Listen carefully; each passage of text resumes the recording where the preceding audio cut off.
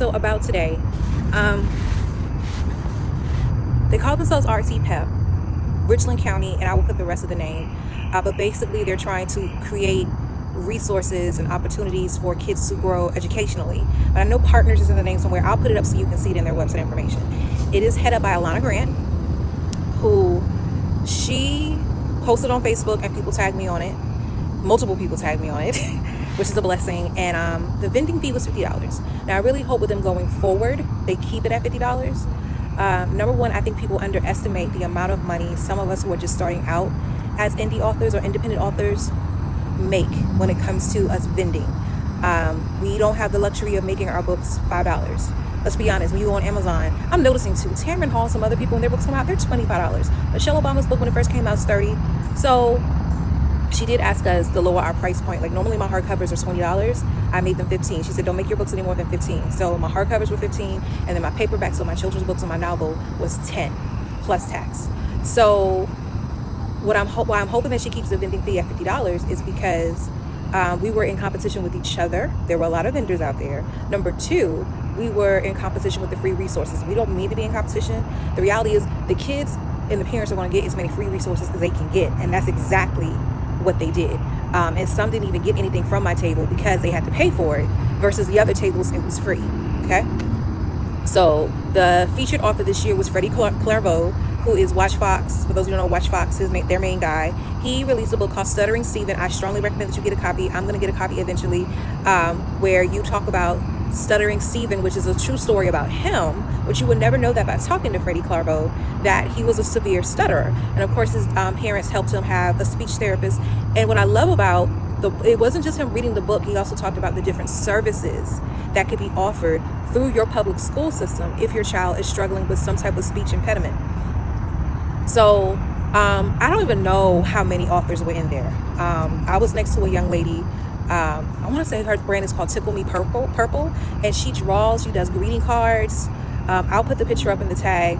She illustrates, she has picture books, children's books, coloring books, activity books, puzzles. She had the whole nine. And then the group next to me was called North Columbia. We're actually going to definitely collaborate.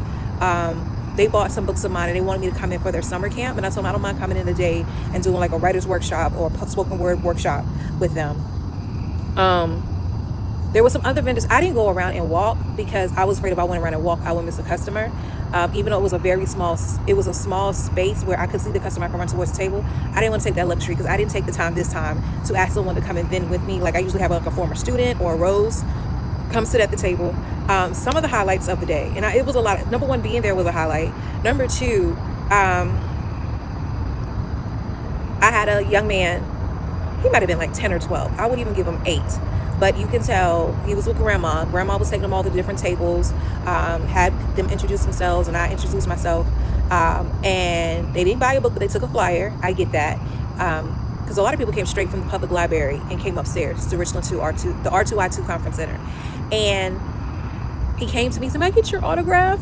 Y'all know how that felt? Because that's how I feel about authors. Like when I went to go see Eva Zaboa and Jason Reynolds, these are like rock stars to me. I remember traveling to Atlanta for a literary conference. I wasn't even an English teacher or a librarian, but because they had Nick Stone, Tiffany D. Jackson, Angie Thomas, and that's just a few of the authors they had that were awesome sauce, I went to that conference.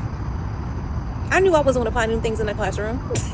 I'm already an awesome sauce teacher, but I was going for the authors, and I ended up winning a class set of books. I ended up giving those books away when I left the classroom. I don't know who I gave it to. I know it was a 7th grade teacher, but I digress. So that was a highlight of the day. The second highlight of the day is the school board member, which her situation was so funny. I'll put her name up because I don't know her name. She said, "I follow you on LinkedIn and I saw you want to be out here, so I knew I had to come out here and get your newest book," which is perfect for her because she has 2 daughters, and my latest book is a love letter to our beautiful Black daughters. And it was funny how her daughter's like, "We want to get another book." "No, you got your book. We're about to go." And that's how. And I would say was a downfall for some of the authors because they wanted to support a local author, and some of them only supported one, and then they moved on.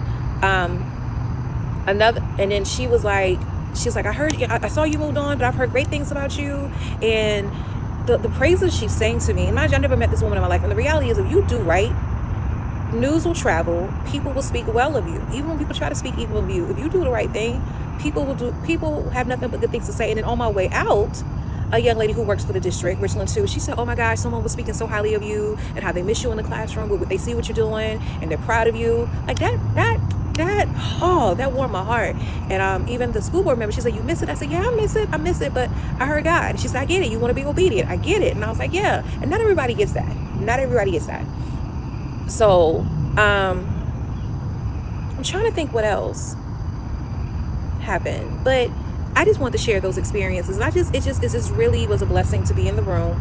I didn't teach her, but I knew her. She hung out with the kids I taught. So, and her, I think it was a grandmother.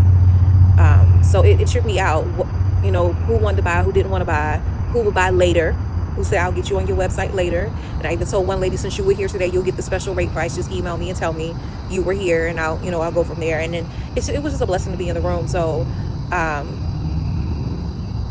feel like it's more I want to share it with y'all, but the event was from 10 to 2. It's definitely something I would do a better job of. Promoting it way in advance, because they were asking for more authors, and which, given the size of the crowd today, the amount of authors we had was just enough, I feel like. And this was their first time doing it. This definitely will not be her last. I don't see why we couldn't take over that whole conference center at the top, because we were only in one room. Technically we were in two, because when Friendy Clairvaux presented, they had him in the other room, and it was like a story time situation. So I don't know what else I need to share, what I would like to share, but I feel things biting me, so I need to go inside.